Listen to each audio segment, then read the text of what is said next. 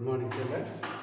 అంతకుముందు పీరియడ్ 10లో మనం మూడో లెక్కకు సంబంధించినటువంటి వాటిలో ఒక ప్రాబ్లం చేసినాం, సంకలనానికి సంబంధించింది. అది 6 + 7 + 7 = 20 అని చెప్పేసి మనం సంఖ్యారేఖ పైన సూచించడం జరిగింది. మరి రెండవది ఏమో చూడండి, 18 - 9 అంటే 18 నుండి 9 తీసేస్తే ఎంత మిగులుతుంది అనే విషయాన్ని మనం సంఖ్యారేఖ చిత్రం ద్వారా సూచించాలి. అంటే ఇదే సంఖ్యారేఖను తీసుకొని నేను 18 యూనిట్ల వరకు తీసుకున్నాను. ఇది ఎడమ నుంచి కుడివైపునకు పోయిన కొలది మన సంఖ్యారేఖ పైన ఏమవుతుంది, విలువ పెరుగుతుంది కాబట్టి ధనాత్మకం అవుతుంది కాబట్టి 18 వరకు యూనిట్ల వరకు తీసుకున్నాం. మనం తీసివేయవలసిన సంఖ్య ఎంత? 9 యూనిట్లను తీసేయాలి. 18 నుంచి 9 యూనిట్లను తీసేస్తే ఎంత మిగులుతుంది? 9 మిగులుతుంది. కాబట్టి 18 నుండి 9 యూనిట్ల వరకు నేను ఒక వక్రరేఖను డ్రా గీసిన. ఎక్కడ ఆగిపోయింది? అది 9 యూనిట్ల వద్ద ఆగిపోయి మిగతా రిమైనింగ్ పార్ట్ ఎన్ని యూనిట్లు మిగిలింది? 9 యూనిట్లు. కాబట్టి పైన బాణం గుర్తు సహాయంతో ఆ మిగిలినటువంటి ప్రాంతాన్ని 9 చేత సూచించడం జరిగింది. 9 యూనిట్లు ఉంది కాబట్టి 9 చేత సూచించినాం. ఒకవేళ 10 యూనిట్లు ఉంటే 10 చేత సూచించడం జరిగింది. కాబట్టి 18లో 9 పోతే ఎన్ని యూనిట్లు? 8 యూనిట్లు అని చెప్పేసి చెప్పవచ్చు. ఇది డ్రా చేసుకోండి.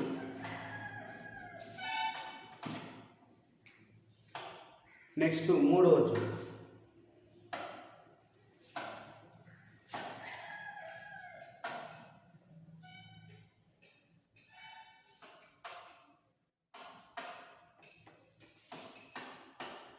మూడవది మనకు గుణకారానికి సంబంధించినటువంటి సమస్య, అంతే కదా? ఏముంది? 5 × 3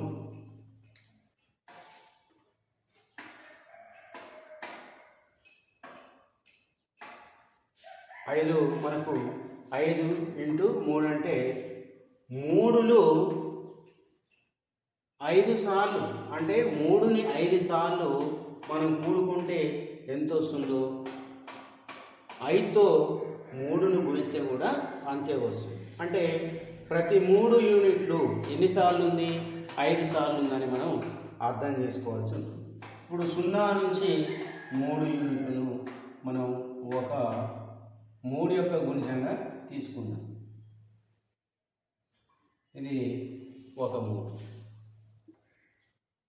మళ్ళీ 3 నుంచి 3 యొక్క గుణిజం 3 2 ఎంత? 6. అర్థమైంది కదా? ఇక్కడ 3 ఇక్కడ రాసేసాం. మళ్ళీ 3 యూనిట్లు కుడివైపున జరుగుతున్నాం. 3 యూనిట్లు జరిగితే 3 ముళ్ళ ఎంత వస్తుంది? 9 వస్తుంది.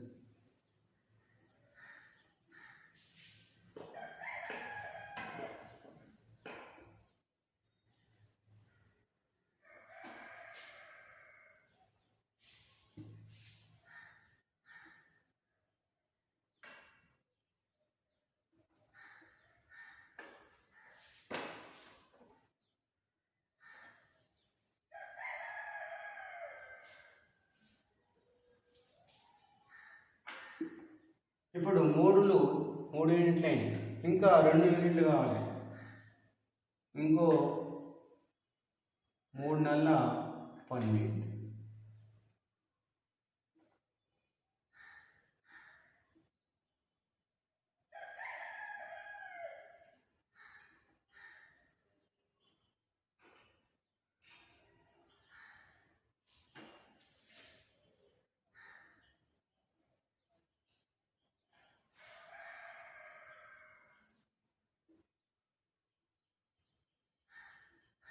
మూడు 5ల 10.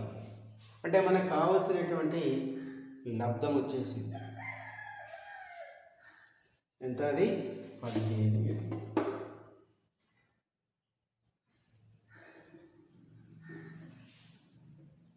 కాబట్టి ఇది 15 యూనిట్లను సూచించేటటువంటి సంఖ్యా రేఖ.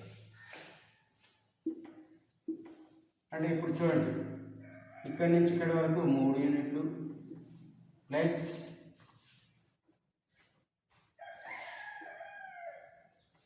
ఇక్కడి నుంచి ఇక్కడికి 3 యూనిట్లు ప్లస్ ఇక్కడి నుంచి ఇక్కడికి 3 యూనిట్లు ప్లస్ ఇక్కడి నుంచి ఇక్కడికి 3 యూనిట్లు ప్లస్ ఇక్కడి నుంచి ఇక్కడికి 3 యూనిట్లు ఈజ్ ఈక్వల్ టు ఎంత?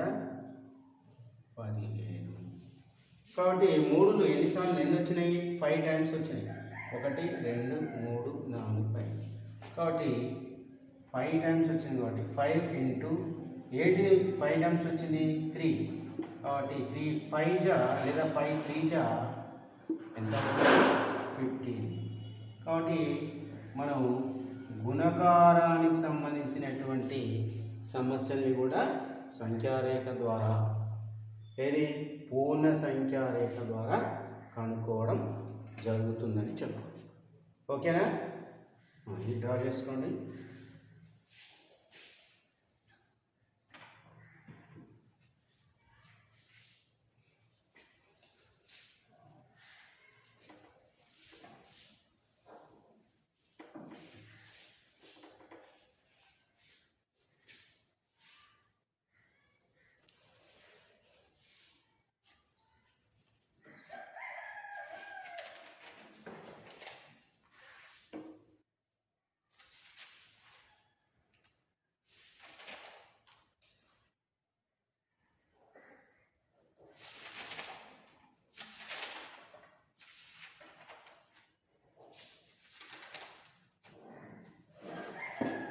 ఇదే అభ్యాసంలో మనం ఇప్పుడు 1వ బిట్ ఏ విధంగా చేయాలి, ఇదే అభ్యాసంలో మనం 1వ బిట్ను ఏ విధంగా సాధించాలో తెలుసుకోబోతున్నాం.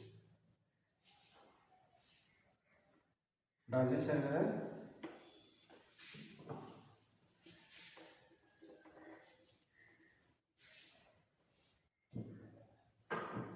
ఫస్ట్ బిట్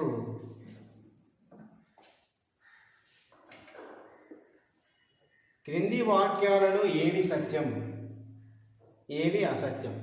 సత్యమైతే అట్టి విషయాన్ని బిగ్ టీ చేత, అసత్యమైతే బిగ్ ఎఫ్ చేత. ఎందుకంటే సత్యాన్ని మనం ట్రూ అంటాం, సత్యం ట్రూ, ట్రూకు మొదటి అక్షరం టీ కాబట్టి బిగ్ టీ చేత, ఫాల్స్కు మొదటి అక్షరం ఎఫ్, ఎఫ్ కాబట్టి ఎఫ్ చేత సూచించడం జరుగుతుంది. 1వ చూడండి,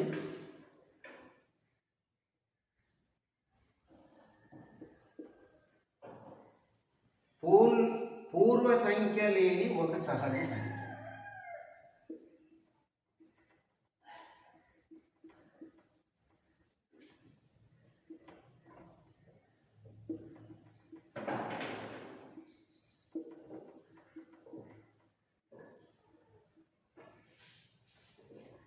కలదు. ఫస్ట్ మనం క్వశ్చన్స్ రాసుకుందాం. రెండవది దానికి ఎదురుగా బ్రాకెట్లో మనం ట్రూ ఆర్ ఫాల్స్ సంబంధించినటువంటి వాటిని బ్రాకెట్లో సూచించాలి. రెండవది 0 కనిష్ట పూర్ణాంకం.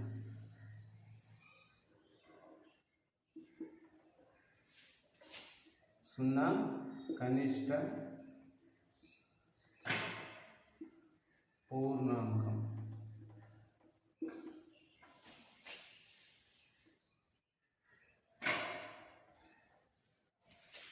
మూడవది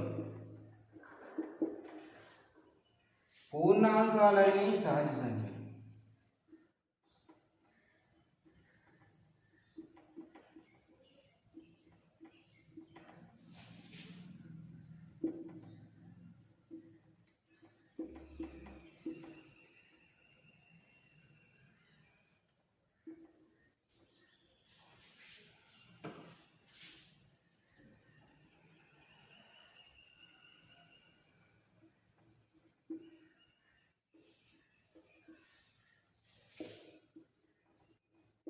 నాలుగవది సంఖ్యారేఖపై కుడివైపున గల పూర్ణాంకము దాని ఎడమ వైపునకు గల పూర్ణాంకము కంటే పెద్దది. సంఖ్యారేఖపై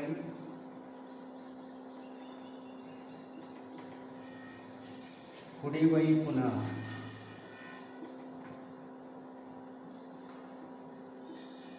గల పూర్ణాంకము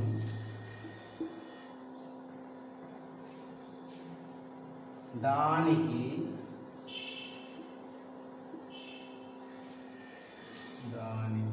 ఎడమ వైపున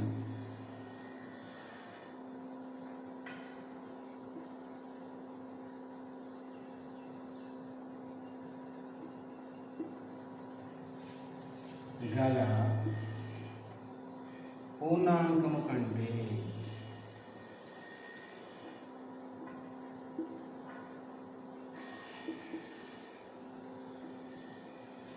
పెద్దది.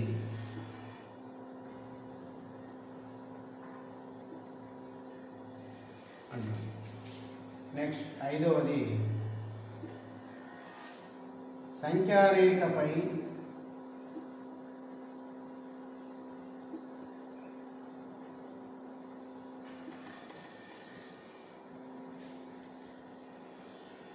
ఎడమ వైపున గల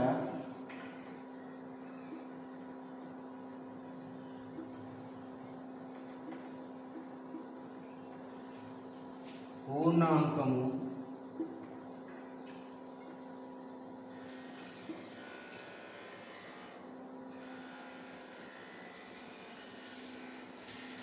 దానికి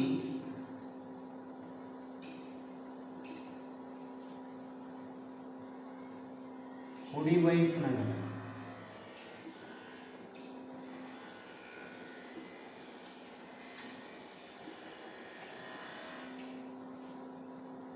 సంఖ్య కంటే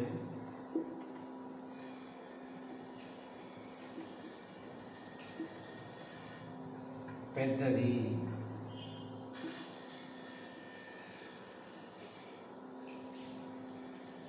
నెక్స్ట్ 6వది సంఖ్యారేఖపై కనిష్ట పూర్ణాంకాన్ని సూచించండి.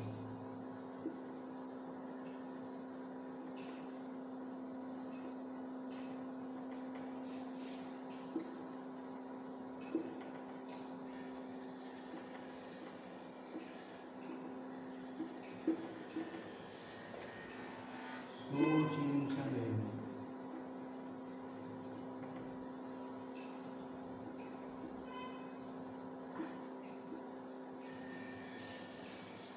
లాస్ట్ వన్ 7th వన్ సంఖ్యారేఖపై గల సంఖ్యారేఖపై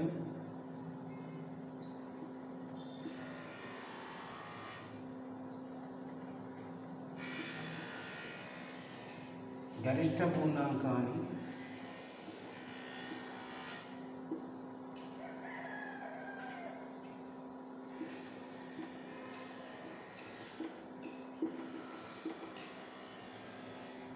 చూపగలదు.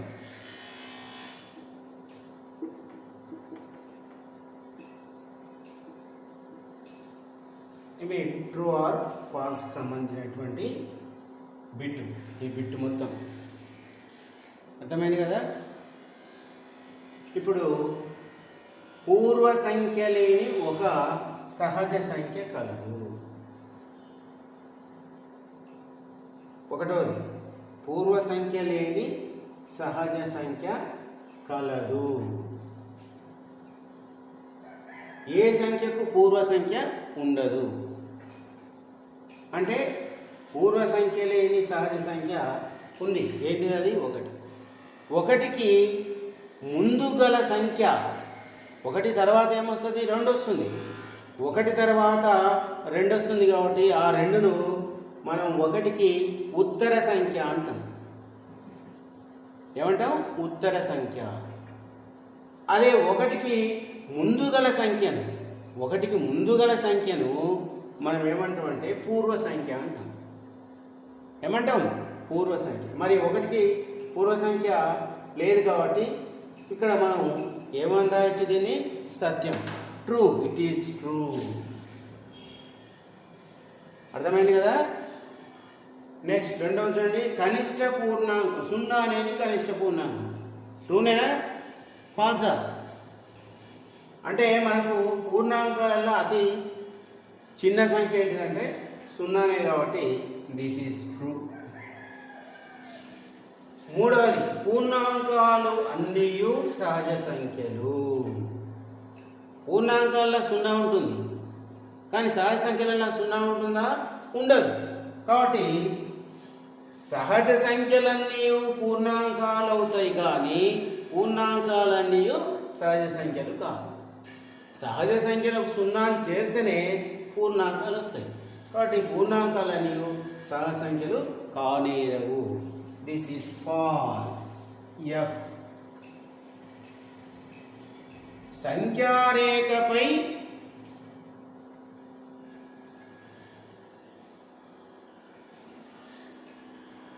కుడివైపున గల పూర్ణాంకము దాని ఎడమ వైపున గల పూర్ణాంకము కంటే పెద్దది. అంటే కుడివైపున ఉన్నటువంటి పూర్ణాంకము దాని ఎడమ వైపున ఉన్న సంఖ్య కంటే పూర్ణాంకము కంటే పెద్దది. కరెక్టే కదా. మనం ఇంతకుముందు లెక్కలు చేసినాం. 0 నుండి 18 వరకు తీసుకున్నాం. అంటే కుడివైపు పోతుంటే విలువలు పెరుగుతున్నాయి. మరి ఎడమవైపున మనం ఏం చేసినాం? 9 న్యూకలకి తీసుకొచ్చాం.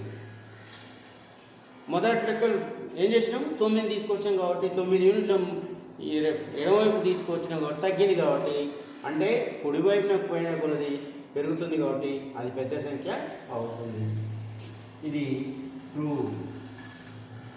నెక్స్ట్, సంఖ్యారేఖపై ఎడమ వైపున గల పూర్ణాంకము దానికి కుడివైపున గల సంఖ్య కంటే పెద్దది అంటుంది. కుడివైపున గల సంఖ్య కంటే ఎడమవైపున ఉన్నటువంటి పూర్ణాంకం ఎప్పుడు కూడా పెద్దది కానేరదు. కాబట్టి ఇది అసత్యం. కాబట్టి ఫాల్స్ అని రాసుకోవాలి. సంఖ్యారేఖపై కనిష్ట పూర్ణాంకాన్ని మనం ఏమంటుండో సూచించలేమంటుండు. ఎందుకు సూచించలేము? 0ని సూచించలేదా? కాబట్టి కనిష్ట పూర్ణాంకం మన పూర్ణాంకాలలో 0 కాబట్టి 0ను సూచించగలుగుతాం. కాబట్టి మనం ఇది ట్రూ అవుతుందా ఫాల్స్ అవుతుందా? ట్రూ అవుతుంది. ఫాల్స్ అవుతుంది. సూచించలేము అంటుండు, మనం సూచించగలుగుతాం కాబట్టి ఫాల్స్. నెక్స్ట్ లాస్ట్ వన్, సంఖ్యారేఖపై గరిష్ట పూర్ణాంకాన్ని చూపగలం. గరిష్ట పూర్ణాంకం ఫలానిది అని మనం చూపగలుగుతామా? చూపలేము. కాబట్టి దిస్ ఈజ్ ఆల్సో ఫాల్స్. రాసుకోండి.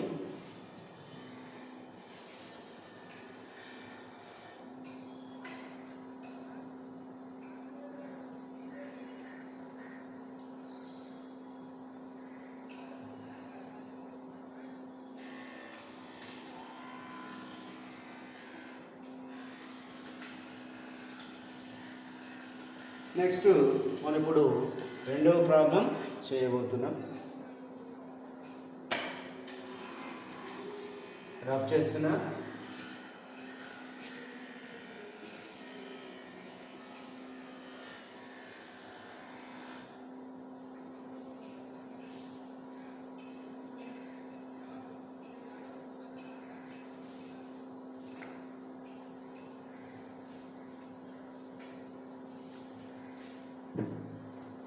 సెకండ్ ప్రాబ్లం, 27 మరియు 46 మధ్య ఎన్ని పూర్ణాంకాలు ఉంటాయి అని చెప్పేసి. సెకండ్ వన్, 27 మరియు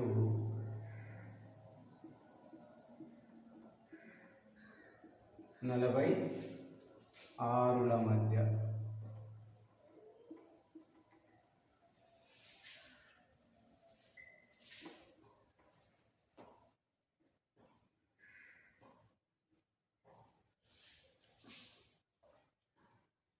ఎన్ని పూర్ణాంకాలు ఉంటాయి?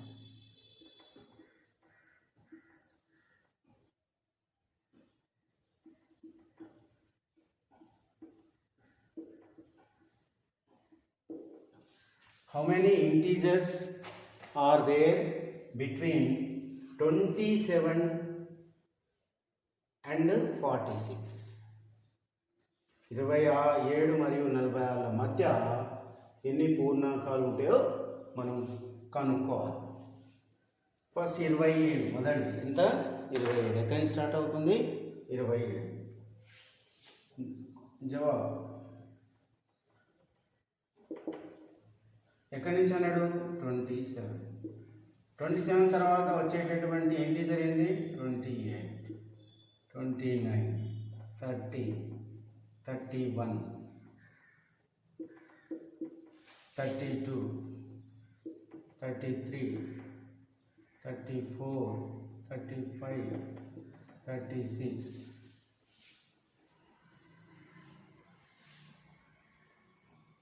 37, ఇక్కడ రాస్తుంది 38,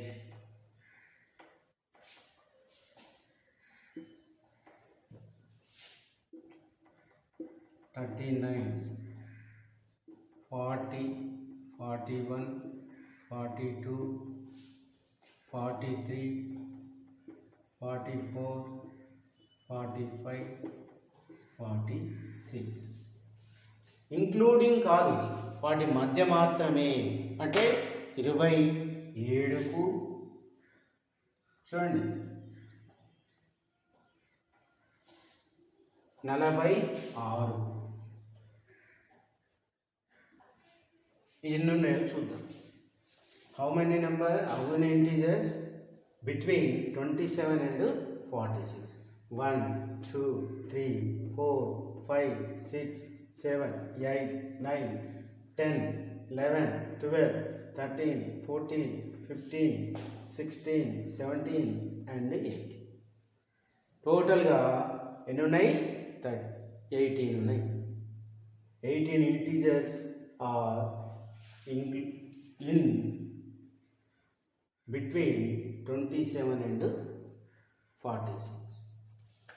ఇక్కడ ఆన్సర్ మనం 18 ఎన్ని ఉన్నాయో ఆ సంఖ్యను రాయాలి, ఆ నెంబర్స్ని రాయాల్సిన అవసరం లేదు. అంటే మీకు తెలియడానికి ఆ నెంబర్స్ని నేను రాసి సూచించడం జరిగింది. అవి ఏవి అంటే ఇవి కూడా రాయాల్సి ఉంటుంది. మీరు ఇది కూడా రాసుకోండి. కానీ మన క్వశ్చన్లో మార్కులను బట్టి, అంటే మనకి ఇచ్చేటట్టు ఆ క్వశ్చన్లో అడిగే మార్కులు, ఉదాహరణకు హాఫ్ మార్కు 1 మార్కు అని ఇచ్చినప్పుడు 1 మార్క్ ఇచ్చినప్పుడు ఈ విధంగా, హాఫ్ మార్క్ ఇచ్చినప్పుడు ఈ విధంగా రాసి. ఓకేనా?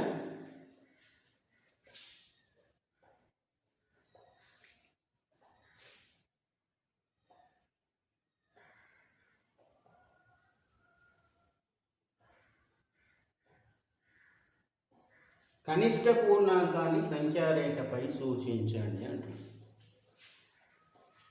మనకు కనిష్ట పూర్ణాంకం ఏంటిది? 0 కదా. ఎన్నో ప్రాబ్లం అది? 5వది. ఇది రాసుకురు కదా. ఓకే.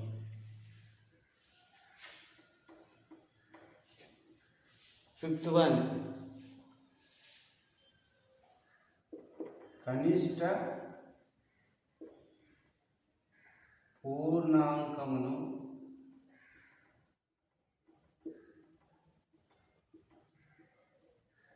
సంఖ్యారేఖపై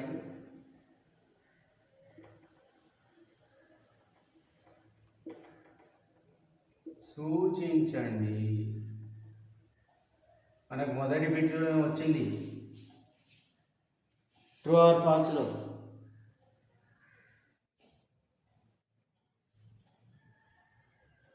సంఖ్యారేఖపై కనిష్ట పూర్ణాంకాన్ని సూచించలేము అన్నాడు. మనం దానికి ఆన్సర్ ఏం పెట్టినాం? ఫాల్స్ అని పెట్టినాం. కాబట్టి ఇక్కడ మనం దాన్ని రుజువు చేయాలి. మనం సంఖ్యారేఖను ఈ విధంగా తీసుకుందాం.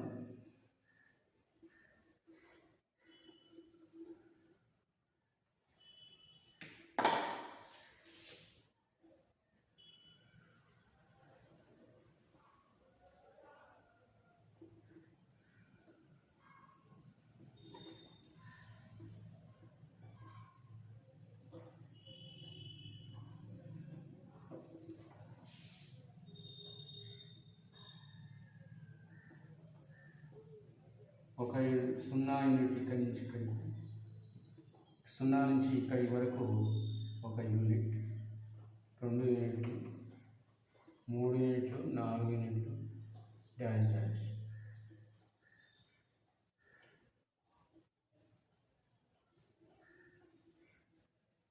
అర్థమైంది కదా? ఇప్పుడు మనకు 0 ఎక్కడుంది? ఇదే కదా.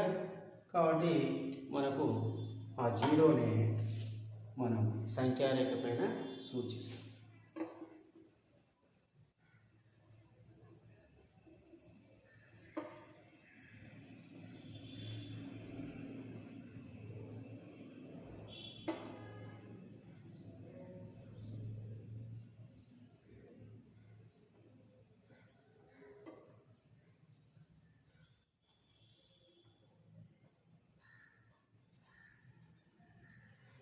అర్థమైంది కదా? ఈ విధంగా కనిష్ట పూర్ణాంకం 0 కాబట్టి 0ను మనం ఇక్కడ సంఖ్యారేఖ పైన సూచించడం జరిగింది. దీన్ని బ్లాక్ తీసుకుని చూడండి. ఈ డాట్ అనేది 0ను సూచించేటటువంటి ఈ బాణం గుర్తు 0 అని తెలియజేస్తుంది. ఈ 0 పొడవు ఎంత ఉందో మనం గణించగలుగుతామా? గణించలేము. అందుకనే అది 0 అయిపోయింది. రాసుకోండి. ఇంతటితో మన క్లాసు ముగిద్దాం. నెక్స్ట్ పీరియడ్లో తర్వాత ఏమొస్తుందో మనం తెలుసుకోవడం జరుగుతుంది. ఓకేనా? Thank you.